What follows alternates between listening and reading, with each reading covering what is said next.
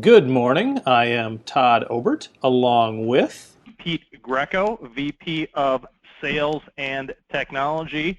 We are here to talk about Kaspersky Labs. This is not your first endpoint rodeo. So get on with it and rope those doggies, secure those threats, and start with a better foundation. We are going to talk about the Kaspersky Endpoint Security for Business. And we're going to do it the way we always do. We meet productive in 1 minute. Then we get into the product overview and get through that and actually show you what is happening with the product. Everything from KSV to encryption policy, encrypted USB drives, and looking at the endpoint. All of this is included in 30 minutes or less, and the guy delivering that will be Pete Greco, our VP of Sales and Technology. If you've been with us in the past, you know we like to focus on relevant content. If you do have a question, utilize that chat feature, and we will get your question answered straight away. But first, let's meet Productive. Who is Productive, you say? Well, I'm so glad that you asked. Productive is a security and storage software expert for mid-size companies. We have a dedicated team that can help you with licensing and service questions, so you don't have to navigate that scary World Wide Web all by your lonesome. We also implement, test, and optimize the products that we sell. We do security assessments, vulnerability assessments, penetration tests, UTM optimization and configuration, endpoint health check. We also produce a lot of content for the mid-market. And you can find this at productivecorp.com/content or our YouTube channel. The bottom line is we have the resources to help you, help at productivecorp.com. Whether it's implementation, assessment, licensing, or optimization services, reach out to us. Let us know what we can do to help you.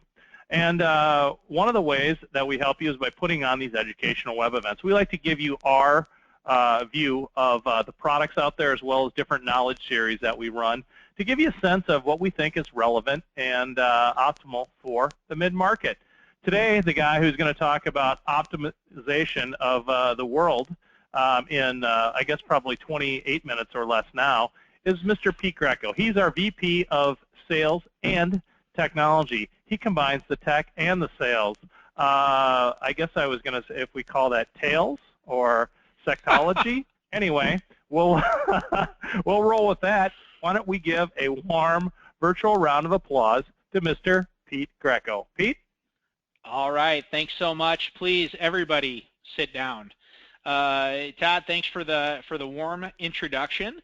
We're going to get right into it, and we're going to start off by chatting a little bit about Kaspersky Security for Virtualization, also known as KSV. Right, and this is something that I think more and more folks are learning about and being educated about. It's a little bit beyond the early adopter stage here, so hopefully some folks on this call are familiar with what I'm talking about when we're saying agentless-based virtual protection. And what KSV is really doing is changing the traditional model of having an agent on each server or workstation for the virtual environment. So for your physical machines, whether they be servers or mobile devices or whatever, you're still going to have that agent that gives visibility, controls the updating, manages the policy, prevents the end user from being able to disable that protection or change security settings or that kind of stuff. But in the virtual environment now, we're changing the game where instead of having an agent inside of each guest, we're installing a virtual appliance at the host level that's able to protect all of the guests, right? And there's some great reasons. Todd, let's advance one. Some great reasons on why you want to do this. Manageability obviously is an easy one, but what else? Scan storms, right? This is where you're monopolizing processor and memory because all of those guests are scanning at the same time. much easier to control and manage doing a scheduled scan, or what I like to call a deep scan, without using or monopolizing all of the resources, which is really the bet that you're taking with virtualization. Is the reason we're doing this is those servers don't max out simultaneously. Not that they never do, but they never max out simultaneously, right? And so eliminating that scan storm helps free that up. We're also saving some disk space by not having that same agent installed over and over and over and over again, but instead taking advantage of the virtual appliance, which is installed once, and then managing and securing many. And then the instant on gap coverage is really becoming more and more critical as APTs especially are out there. If those are hiding on your network any place, they're just repeatedly looking for an opportunity to attack. And the thing with APTs is they only have to get lucky once, right? But you have to be lucky every single second of the day to prevent them from being effective. And so through the startup and shutdown of guests or machines, right, you have that gap where the security software is yet to start up, or the security software is now shut down, but the OS is not completely off yet. This is going to completely eliminate that. So it really can raise that coverage. The other thing that we don't have listed here that's a great thing is protecting guests as soon as they're provisioned. If you're in the kind of environment where you're constantly throwing up and decommissioning guests, you're going to have those protected right as you provision them. Even if the security administrator doesn't find out about new guests, they're going to be covered when that server admin creates it. So it makes it very effective. Let's move forward one. All right. Also, and we're going to give you just a quick look at some of these policies as we go through the console. Full disk encryption. Why? Why do you care? It's not just for HIPAA or SOX anymore, right? So we've got some great bullets on here and some great info that I think was taken from the recent Verizon report. Great read. If you're not familiar with it, those guys put out some very interesting security-related information on an annual basis, right? The real cost of a lost device is the data, not the gear, right? So built into the Kaspersky console is the ability to do full disk encryption, which is going to protect any kind of data. And a lot of folks are coming back at us and saying, well, hold on now, we're not a hospital, we're not an insurance company, we're not publicly traded, right? So that makes me breach free, makes me not a target, right? And you're really kind of fooling yourselves. Lots of data, even if you don't have HIPAA or PII, you're not taking credit cards, there's still lots of data that you might not want exposed on those laptops. And that could be competitive sales information, competitive marketing information. If you're any kind of design or engineering firm, might be your own proprietary data that you don't want launched into the world or uploaded someplace to be sold to an extremely low bidder, right? And so there's a lot of data out there beyond PII that folks are not thinking about. One of the most basic things that we're seeing is somebody compromises that laptop and they're able to steal that Word doc that your end user has of all their logins and passwords. A lot of times can include their VPN access information, which now makes your environment wide open with legitimate credentials. Once someone's in there with legitimate credentials, beginning a scan to figure out where you haven't patched and exposed vulnerabilities, super easy to do, super easy to do. So the cost to do it as a part of Kaspersky, very minimal, gives you great visibility and helps you protect the data that you may or may not know is leaving your environment on these mobile devices. Todd, shall we actually take oh, I'm sorry, I forgot that we actually had this little diagram. That's a pre-boot screen that an end user is going to see. This can be single sign-on, so once we decrypt the disk, we can actually go ahead and get them logged right into Windows. You can do that as two separate steps, which is pretty cool if you want to have kind of a two-factor type authentication model. In addition to full disk, you can also do file and folder. That's what you're going to do on the servers. You're not going to full disk those. And that can protect that sensitive data. So if somebody is snooping around the environment, they're not going to be able to see inside of those encrypted folders and be able to steal data that way. And then the other nice benefit is being able to fully encrypt removable drives, including thumb drives, so that those devices are basically useless without the correct credentials and authentication. And those things are so easy to lose. That's definitely an easy area to let data out into the wild. So let's take a look, as Todd has pointed out on his final slide here.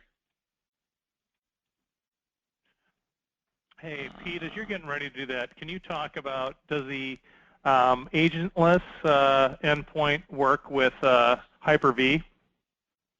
Yes, it does. Well, actually, with Hyper-V, you install a light agent that is a very minimal footprint that just gives you visibility into each agent, or I'm sorry, into each guest. Yeah, and can you show it? Do we have the we have the light agent on here, right? We do not have KSV in this environment that we're demoing today.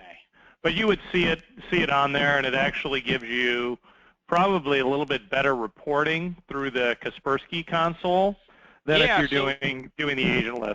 So there's actually a reason beyond just being a Hyper-V user. You know, if you're VMware, more visibility is granted because of the VMware technology, right? And so the requirement for the light agent is more about the hypervisor manufacturer than Kaspersky. So that's the first thing. But even if you're a VMware shop where you can go completely agentless, there's a few things or a few reasons where you may still want to install a light agent even on a few servers. And a lot of that is around visibility, and then there's some enhanced intrusion detection capabilities that can be added with the use of the light agent.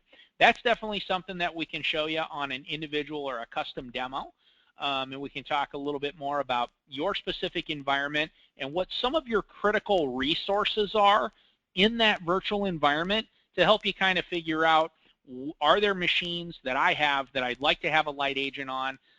Maybe you don't. Maybe you need it on more of your machines. And that really needs to be a custom conversation with each individual organization to help identify what's their business look like, what's critical, what are they experienced with and facing each day from a threat vector standpoint. So love to have that conversation with anybody who's interested. All right. So here we are, or maybe I should ask Todd if you're looking at my dashboard here. Yes, I am. Who named the server Dave Clark 5? Well, that was me.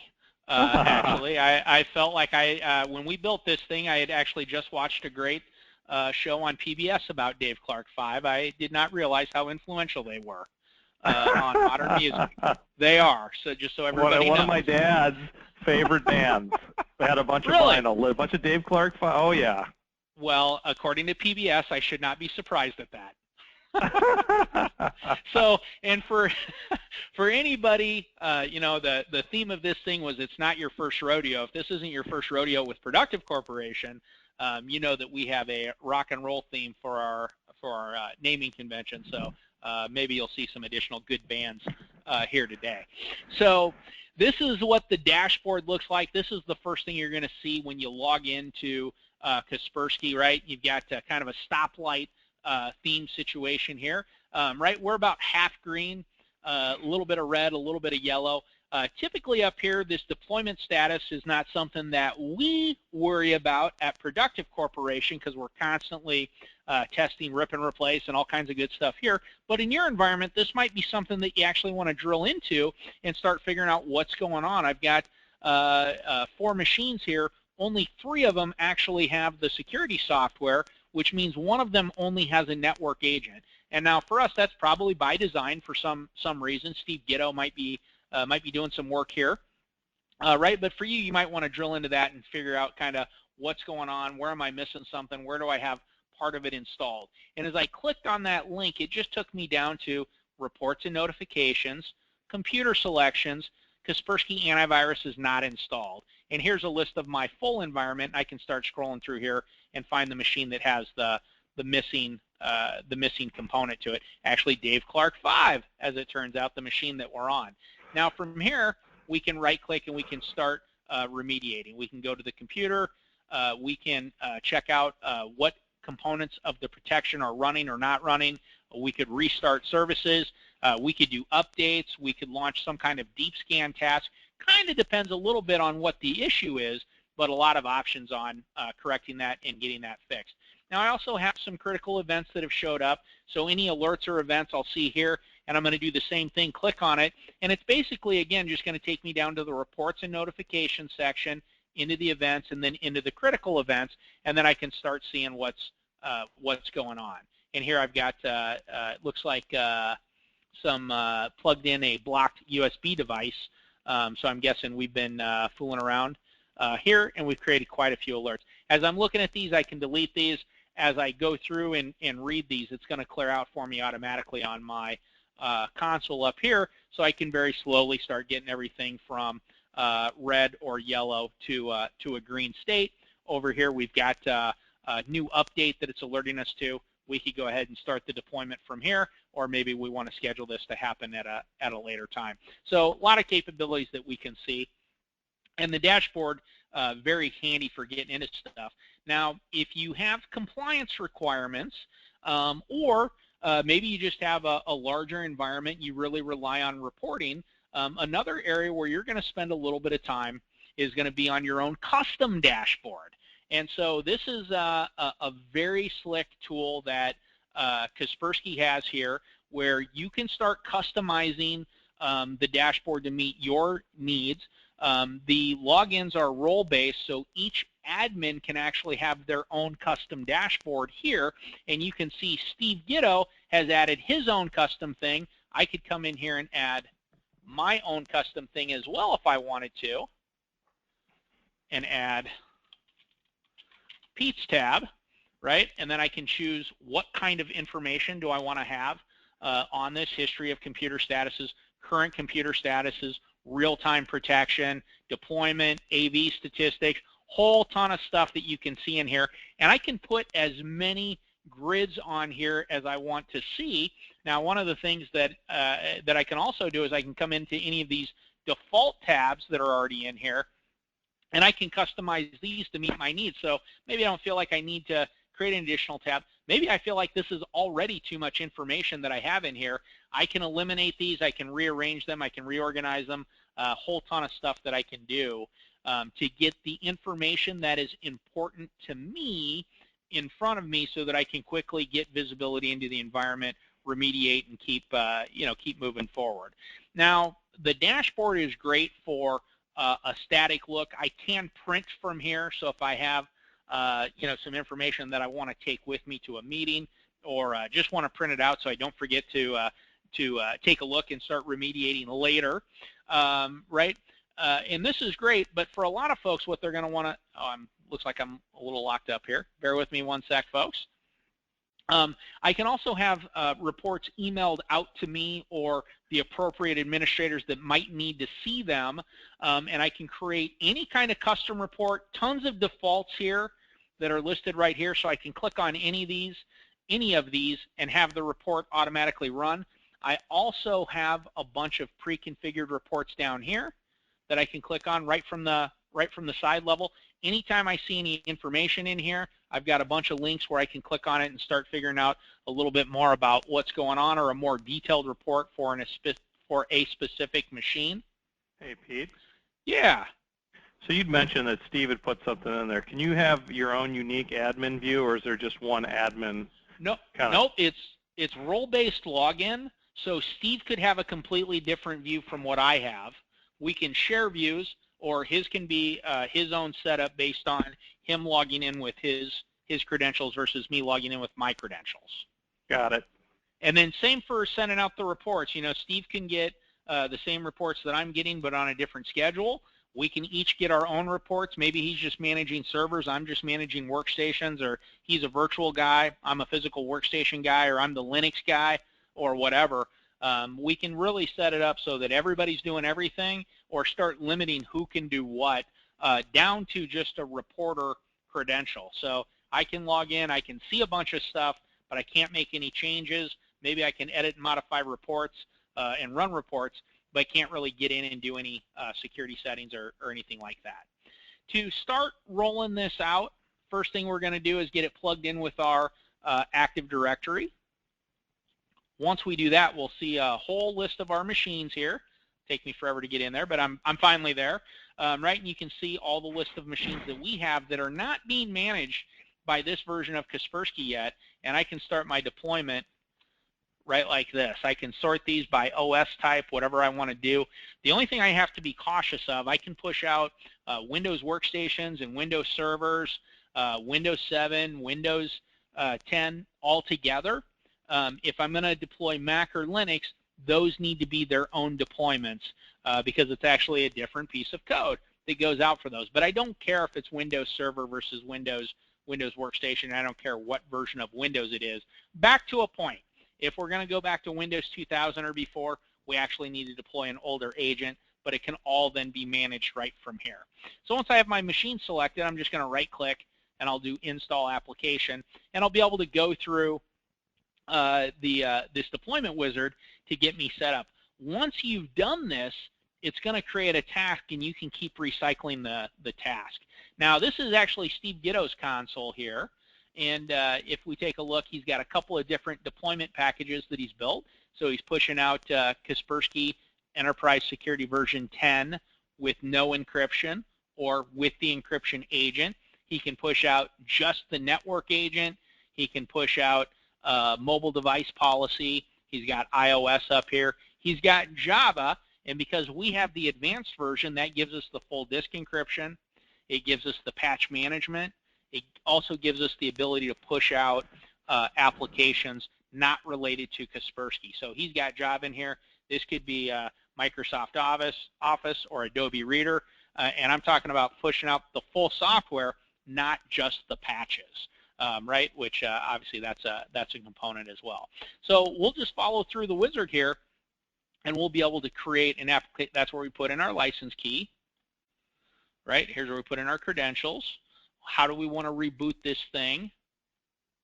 Do we want to competitively remove anything? And all we have to do here is turn this on, and it's going to search for all of these items.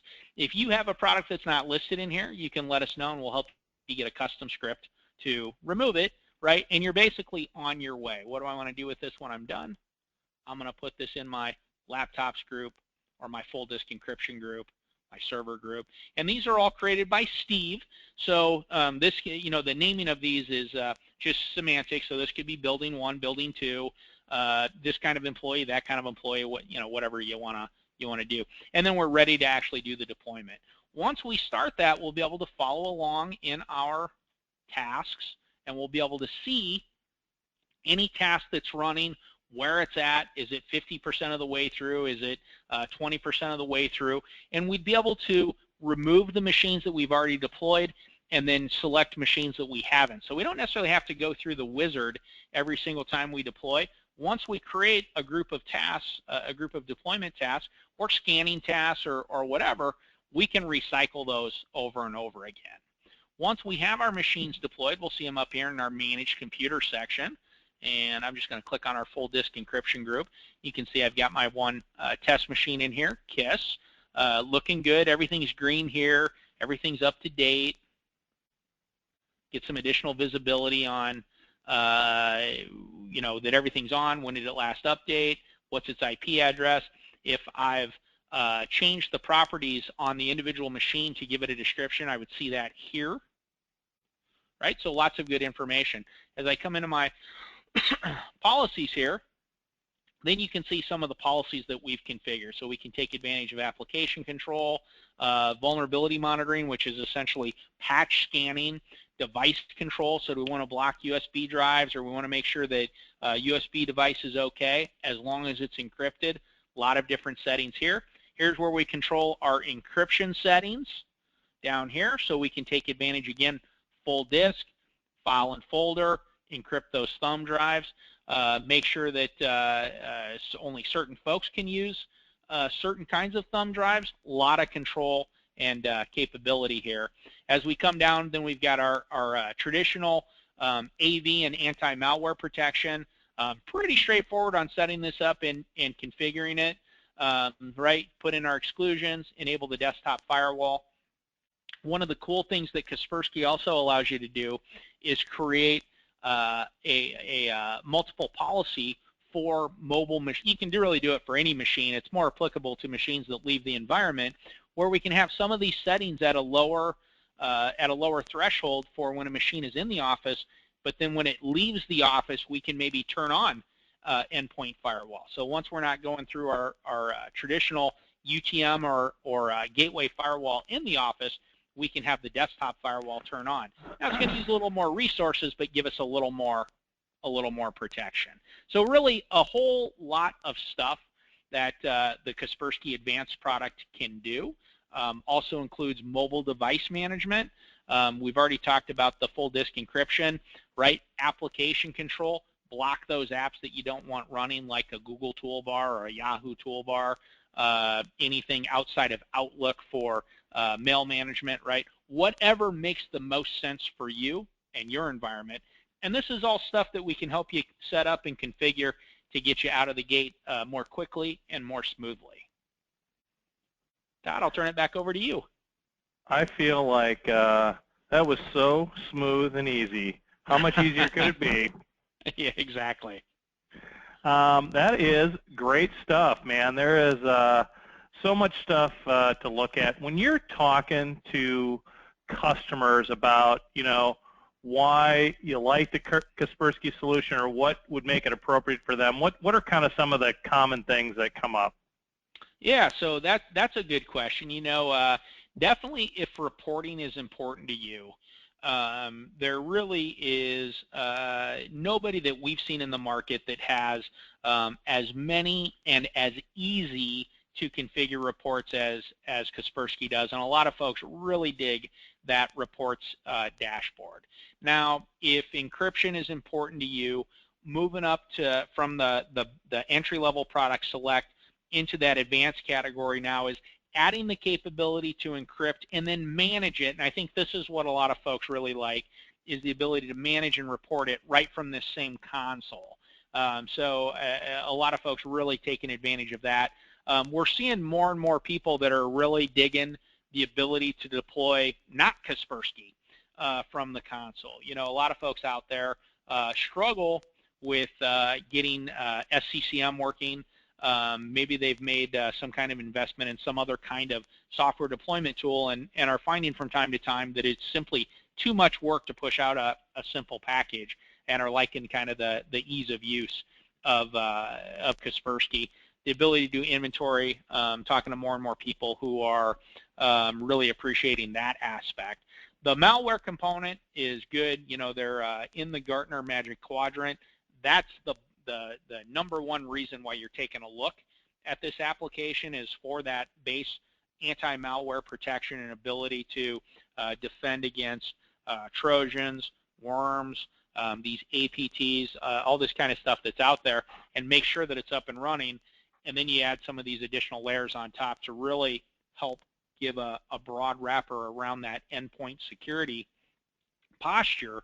I think is helping drive more adoption of the Kaspersky product. Cool. Well, thanks for that, and thanks for a fantastic presentation today, Pete. And for everybody who attended today, thank you. We know you have many things going on in your day. To spend 30 minutes with us is very much appreciated. Your account exec will follow up with you. Make sure you get your gift card and any info that you may need. As for now, I am Todd Obert, along with Pete Greco from Productive, wishing you a fantastic balance of your day and week, and we'll talk to you soon. Thanks, everybody.